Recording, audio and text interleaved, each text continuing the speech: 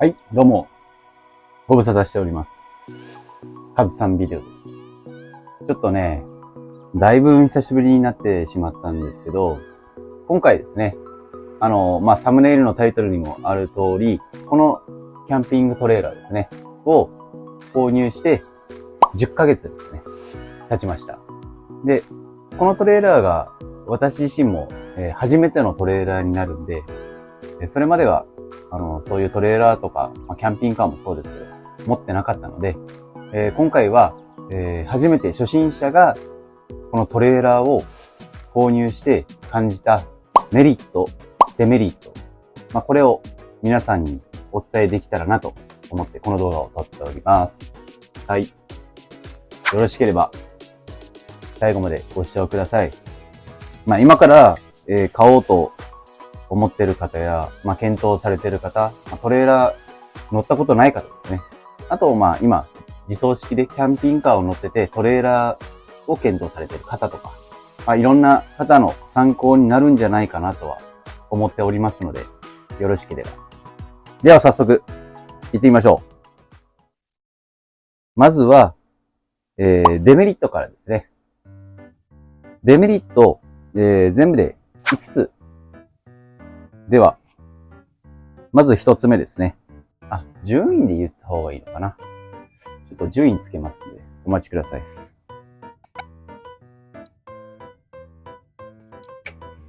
はい、お待たせしました。ちょっと順位をつけましたので、5つあるので、じゃあ下からですね。第5位。トレーラーやっぱり、ヘッド車があってのトレーラーなので、別で駐車場が必要になります。それが第5位ですね。別料金が発生すると。キャンピングカーとか自走式だったら、1台分の駐車場でいいと思うんですけど、もう1台トレーラーの場合は必要になるので、料金がその分必要になるということですね。私自身もトレーラーを買うにあたって駐車場別で借りなくちゃいけない状態ではあったので、探していたところ、家の真近くの駐車場があって、で、来るギリギリになってから、借りたいですって聞いたところ、キャンピングカーやキャンピングトレーラーはダメですというふうに、そこの不動産の方から言われまして、急遽別の場所を探して、今のこの場所ですね、になったという経緯がありますので、そういうトレーラーが不可なところが多いっていう長さとか幅とかですね、そういうのもやっぱり大きいので、やっぱそこら辺が最初の購入するにあたっての第一関門かなと思いますので、これができるできないかで変わってくると思います。これが第5位ですね。はい、続きまして第4位。当初思ってたほど普段使いをしないというところですね。これは何なのかっていうと、このキャンピングトレーラーを契約してから1年2ヶ月待ちました。その間にね、いろんな YouTube を見たりして、すごい楽しみでワクワクしてたんですけど、その時は毎日、トレーラーの中に行って普通に過ごすんじゃないかなぐらいいっぱい使いたいと思ってたんですけど、実際来てみて全く使いませんね。理由としては、Wi-Fi がないからデータ量がかかるから行きたくなかったりとか、トイレあるんですけど、ちょっとの利用でトイレを掃除したくないっていうのもあるし、じゃあトイレ使わないにしても行きたくなったら一回家に帰れなくちゃいけない。あと、雨の音。バーって降ると結構聞こえるんです。一軒家とかだったら雨降っても降ってるなぐらいの感じの音でも、トレーラーだったらバタバタバタバタと結構な音が聞こえますんで、夜寝てたら起きてしまう。そういうのもあります。あと何回か最初はやっぱりここで家近いのに寝たりしてたんですけど、近所の車の音とか朝から出勤される音とか、そういう音が結構聞こえます。それでやっぱ起きてしまったりですね。そういうのが多々あったのでやめました。なので、当初思ってたほど普段使いしないっていうのが4位ですね。だから普段使いしていこうと思ってる人は、そういう音とかですね。そういうのが家とは全然、想像してるより音は聞こえます。はい、続きまして第3位。はい、旅に出る、ね、旅行するにあたっての出発までの体力がいると。まあどういうことかっていうと、やっぱり連結だったり、ね、トイレの準備だったり、いろいろ水のタンク積んだりとか、あと洗車したりとか。まあそういう下準備が必要なので、気軽には、今日行きたいね。じゃあ今から出発しようかとか、まあそういうのがあんまり気軽にはできないですね。キャンピングカーだったら持ってないですけど、今度来ますけど、キャンピングカーだったらそういうところが気軽に行けるんじゃないかなというふうに感じていますので、そういうのも含めてキャンピングカー購入したっていうのもありますけど、気軽に出発ができないっていうのが第3位ですね。はい。続きまして、第2位ですね。気軽にコンビニに寄れない。旅の途中とかですね。そういう時に、気軽にコンビニに寄れない。スーパーとかそういうところも含めてですけど、駐車場が本当に広くて、車が少ない、人気のないスーパーですね。とかだったら、端っこの方にバンと止めれるんならいいんですけど、コンビニとか、狭い駐車場、大型のトラックの駐車場があったとしても、ちょっと、やっぱそこに止めるのって結構体力使うんで、私の技術だったら。まだ10ヶ月。なので、そういうところに、寄りたいね。じゃあ寄ろうか。次のコンビニで寄ろうかっていう普通のドライブの時のような言葉は生まれません。それが第2位ですね。じゃあ最後、第1位ですね。バック駐車が難しいですね。もうバックがもう難しいです。前方に進む分にはもうついてきてくれるんで、めちゃくちゃ簡単なわけじゃないですけど、素人でもある程度大丈夫。うちの奥さんでも、いけますんで。ただバックは本当に、練習が必要です。これは、牽引免許不要の750キロ以下のキャンピングトレーラーなんで、よく YouTube で言われてることで、手で押せるというのがありますけど、実際押せます。一人でも綺麗なアスファルトだったら押せます。ただ、今止めてるここの駐車場、これ砂利なんですよね、下が。全部。これは一人じゃ押せないです。引っ張ることも結構厳しいです。手で押せるから簡単っていうには一概には言えないですね。正直な話。道の駅とか、そういう綺麗なアスファルトだったら、ちょっと調整して押すことは全然簡単なんですけど、でも、そのアスファルトでも坂道だったりとか、その砂利、上り坂、段差、ここは、手で押せないと思ってもらった方がいいと思うんで、経験上。もうほんとこのバック駐車がね、自由自在に行けるんであれば、もっと気軽にいろんなとこに行けるんでしょうけど、ここはもう人それぞれ技術の問題でもあるんで、じゃあ上手になればいい。運転がね、得意か不得意かとか、そういうのも大いに関わってくる場所とは思いますんで、自分もですね、この10ヶ月で、旅をしたのが、もう10回行くか行かないかぐらいなんですけど、だからバック駐車したのも、もう何十回かぐらいしかしたことないんですけど、月何回程度のバック駐車でも上手くなってきてると思います。自分の中で。だから、それ頻繁に使えるような人だったら、もうバック駐車もね、上手になっていくと思うんで、運転に自信がある、運転が好きっていう方は、そんなに心配いらないんじゃないかなとは思います。ただ、未だに一人旅にトレーラー引いて出かけようっていう自信はないです。誰かが、見てもらわないと、バック駐車とかはちょっとできないかな。バックカメラも一応 Wi-Fi のやつがついてるんですけど、バックカメラだけでは角の部分がですね、あんまりはっきり見れないので、ちょっとバックカメラだけ頼りでバックをするのも怖いかなとは。以上の5つがですね、自分が、乗ってきて思うデメリットですね。なります。で、それに対してのメリット。メリットがですね、ちょっとないわけじゃもちろんないんですけど、メリット2つです。デメリット5つに対してメリット2つです。はい。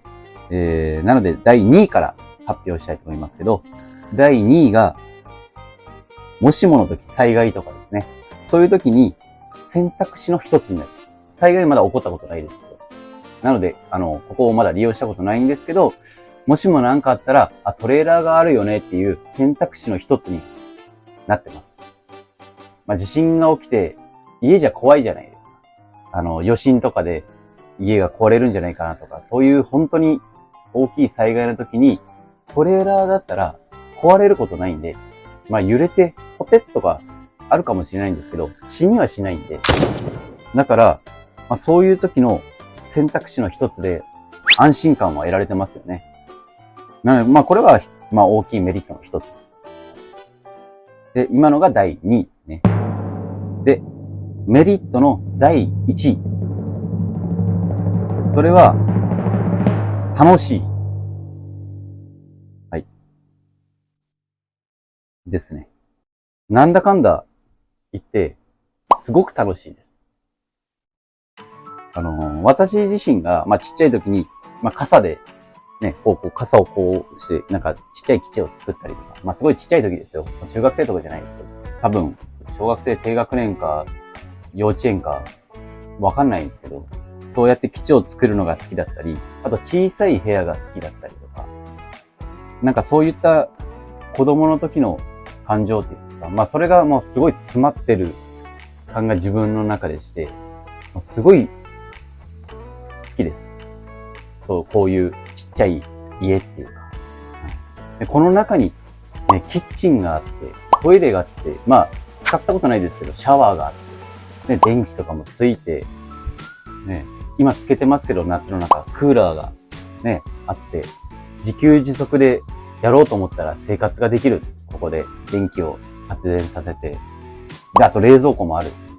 もうそういうちっちゃい家っていうのがすごい、子供の時の感情であったんですかね。すごい楽しいです。それが動いて、道の駅に行ったり、普通の山行ったり、山はまだ行ったことないですけど、草むらとか行ったり、橋の下行ったりとか、海見ながらとか、そういう家では味わえない場所に行って、普通に家みたいに生活ができるっていうのが、ものすごく楽しくて、結果から言うと、デメリット5つ挙げて、メリット2つしかなかったんですけど、この楽しいっていうのが、自分の中ではですね、すごく上回ってて、このデメリットを抑えるぐらい、ちょこっと上がってるんで、デメリットも結構でかい。メリットの方が勝ってるんで、私的には買ってよかったなと思ってます。高い買い物ではありましたけど、過去に遡ったとしても、また買ったかなと思います。イエーイ！ちょっと違うトレーラーを買う可能性はあります。このトレーラーもいいですよ。好きですけど。なので、今、買おうか検討されてる方とか、トレーラー引いたことなくてですね。で、そういうのに興味があって、ちょっと手を出そうかなと思ってる方は、もっとデメリットあるかもしれないですけど、このデメリットが補えるんであれば、買う方向で考えてもいいんじゃないかなとは、私自身は思います。例えばですよ。5位からいくと、別で駐車場が必要と、で、デメリット5位がありましたけど、一軒家の人はもう関係ないですね。これは5です。もうマンションの人は、まずそこ、駐車場から確認して、これ正直ダメやったらもう諦めるしかないと思うんです。マンションの人は。遠いところに借りたら多分使いません。なかなか。1ヶ月休みが取れるから1ヶ月行くとかやったら別かもしれないんですけど、なので近くで駐車場があるマンションに住んでる方、もしくはもう一軒家のになるんじゃないかなと思います。第4位、当初思ってたほど普段使いはしないっていうところなんですけど、もうこれは特別な時だけ使うようにしようと私は考えました。そっちの方がね、より特別感があって、いつもと違うところだとかね。そういう風に感じて、より楽しくなるんじゃないかな。なのでもう特別な時だけ使うトレーラーっていうことで、これは考えてます。で、第3位の出発するまでに体力を使う。うちの奥さんがよく言ってるんですけど、こういう準備も旅の醍醐味。素晴らしい考えやなと思いました。自分はちょっと苦痛でたまらないですけど。だから、この旅の醍醐味と思えるように楽しむ。ちょっと強引ですけど。はい、で、第2位、気軽にコンビニに寄れない。ね、寄らないといいですね。寄らない。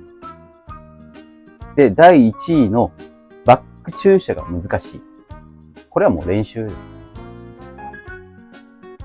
もしくはムーバー。これはちょっとムーバーはね、高いんですけど、2、30万するっていう風には、当初聞いてたんで、で、牽引免許不要のトレーラーだったら、ムーバーつけるのはもったいないってよく言われがちなんで、大型トレーラーに乗ってる方からはですね。なので、牽引免許不要トレーラーだったら、小さい方ではあるんで、トレーラーの中では。練習すればいいのかな、と思います。なので、運転が嫌いな人、そして苦手な人と、自分で分かってる人は、トレーラーは買わない方がいいと思います。ここは。私は運転が得意。運転が好き。で、トレーラー買いたいっていう方は、ここをさっきのデメリットを満たせるんであれば、もう全然買っていいと思います。絶対楽しさが勝りますね。デメリットが何かしらで補える方は、ぜひ、トレーラー買ってもらいたいなと思います。言いたいことは、楽しい世界が待っている。ぜひ前向きに検討していただけたらなと思います。はい。以上がデメリットと、あとメリットですね。結果的には、買ってよかったと思えるような買い物でしたので。はい。ちゃんちゃんみたいなね。はいはいみたいな感じかもしれないですけど。はい。買ってよかったです。で、私の場合は、そのトレーラーのデメリットを補えるように、自走式のこのキャンピングカーハッピーワンプラスですね。ちょっとたまたまここにあったんで、ついでに話しておきますけど、今、納車待ちで契約をしてます。デメリットのところの気軽にね、込み寄れないだの、出発するのに体力使う、普段使いができないとか、そういうのを、こっちで賄えるので、すごい楽しみにしてます。で、もちろんこっちでね、デメリットもあって、狭いとかですね。トイレないし、いろいろなことがあるとは思うんですけど、この二つをうまく使えば、トレーラーとキャンピングカーをうまく使えば、素晴らしい旅ができるんじゃないかなとは思いますけど、二つ一緒にすることでのデメリットもありますけど、もう今想像するだけでも何個か出てきますけど、それも含めてもうメリットが勝るような楽しいことがあるんじゃないかなと思って期待します。すごい楽しみです。多分、あと2ヶ月ほど納車にはかかると思うんで、来たらもう絶対に投稿してお知らせはしますので、もしも楽しみにされている方は楽しみにね、していただければ嬉しいです。心から。ということでですね、ちょっと近々旅にはまたトレーラーで出かけようと思ってるんで、その動画がまた撮れたら何かしらアップしていこうかなと思いますので、ぜひともまたご視聴のほどよろしくお願いします。はい。では今回の動画はこれで以上となりますので、最後までご視聴ありがとうございました。よろしければチャンネル登録と高評価ですね、していただければすごく嬉しいので、ぜひともよろしくお願いします。はい。ではまた次の動画でお会いしましょう。ありがとうございました。